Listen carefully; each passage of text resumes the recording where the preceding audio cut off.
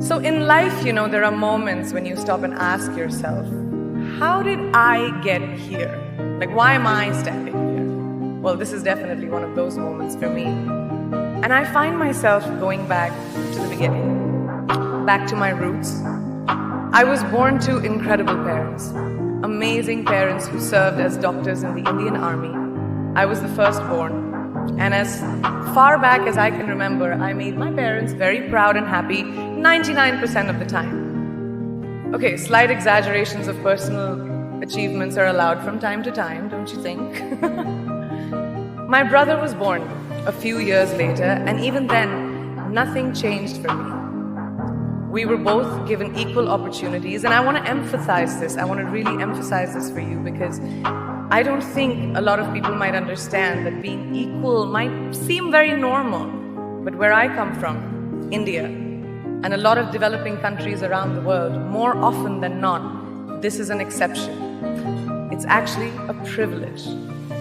My first experience of the glaring disparity between boys and girls came at a very, very young age.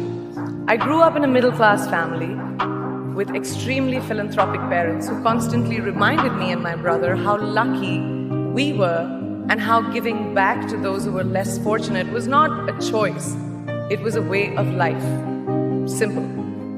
I was 7 or 8 years old when my parents started taking me on these visits in a traveling clinic to developing communities around and villages around the city that we lived in called Bareilly.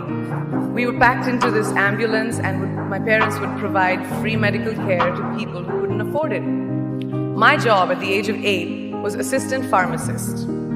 So I would count all the medicines, put them in an envelope and give it out to patients, and I really took my job very seriously. Very seriously.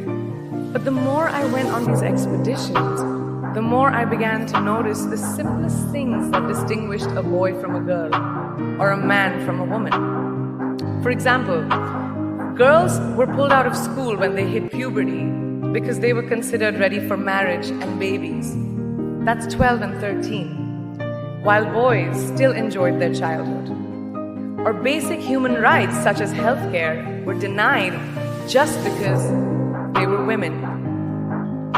Let's call this whole experience trigger number 1 for me. Fast forward a few years and many, many triggers in between. Like a producer-director, for example, early on in my career, I must have been about 18 or 19, telling me that if I didn't agree to the ridiculous terms or painfully low salary in his movie, that he would just replace me. Because girls are replaceable in the entertainment business. That was a memorable one. Made me decide to make myself irreplaceable. But I think what really moved the needle for me and ultimately led me to create the Priyanka Chopra Foundation for Health and Education and around the same time partner with UNICEF was an encounter with my housekeeper's daughter.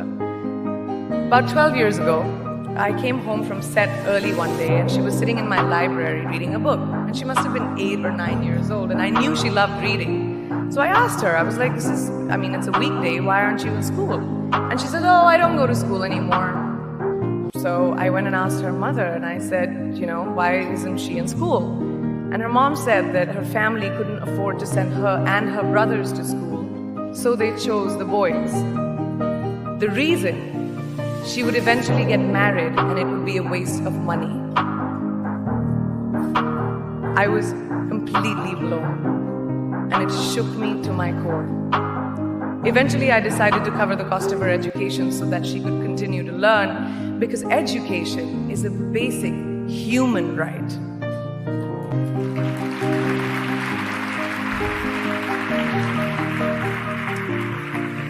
And a huge necessity, especially today. From that point on, I was determined to make a difference in as many children's lives as I could, in whatever big or small way that I could contribute. There's a really, really beautiful quote that I read recently, and I think it's absolutely appropriate to explain what I'm trying to say today.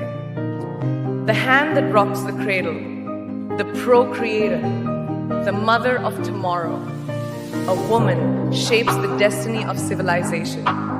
Such is the tragic irony of fate that a beautiful creation such as a girl child is today one of the gravest concerns facing humanity. girls have the power to change the world.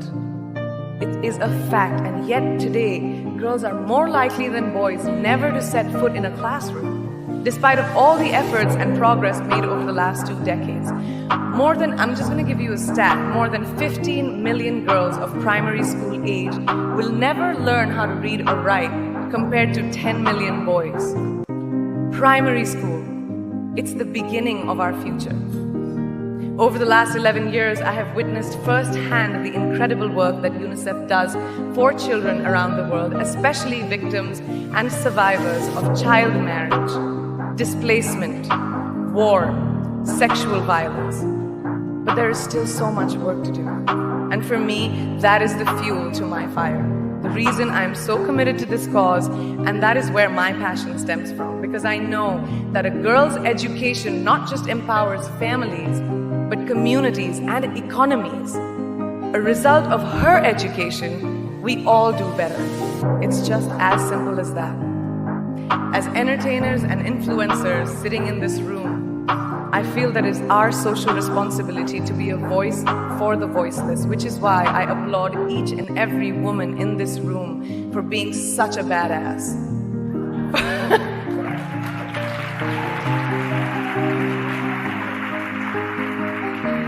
For using your platform and your voice to contribute to change, and for ensuring that there is not even one lost generation as long as we are alive.